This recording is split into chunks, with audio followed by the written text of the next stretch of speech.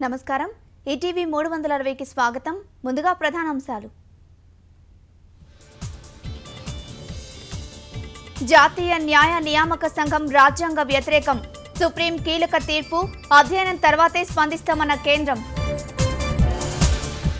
ప్రశాంతంగా బీహార్ రెండో విడత ఎన్నికలు 55% పోలింగ్ ఈవీఎంలలో అభ్యర్థుల భవితవ్యం బతుకమ్మ ముగింపు ఉత్సవాలకు గవర్నర్కు ఆహ్వానం ఐడీహెచ్లో 2 పడక గదుల ఇళ్లను ప్రారంభించాలని సీఎం విజ్ఞప్తి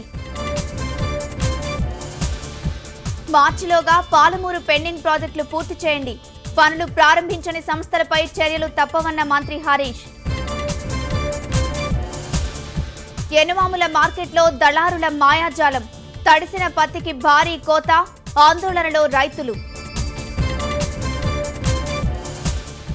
చెర్లపల్లి కారాగారానికి వచ్చి దొరికిపోయిన హుజీబ్ ఉగ్రవాది అలీం ములాఖత్కు వచ్చి పట్టుబడ్డ నిందితుడు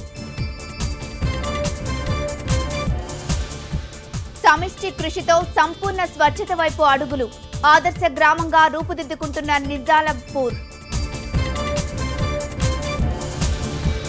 ఊరూరా బతుకమ్మ దేవీ నవరాత్రి ఉత్సవాలు ఆటపాటలతో సర్వత్రా సందడి వాతావరణం